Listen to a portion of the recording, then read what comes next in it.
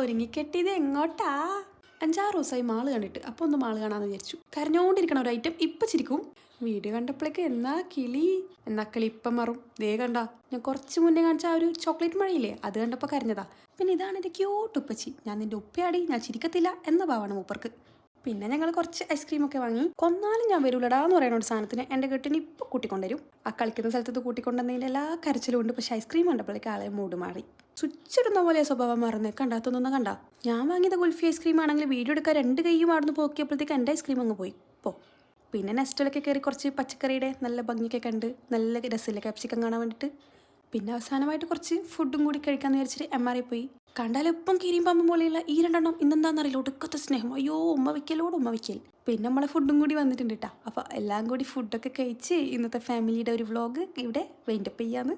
Video എടുക്കുന്നുണ്ടിട്ട് വായിലുള്ളതും കൂടി പുറത്തേക്ക് എടുക്കുന്ന ഒരു സാധനത്തിന് ഇപ്പം കാണിച്ചു തരാം. ഇതേ കണ്ട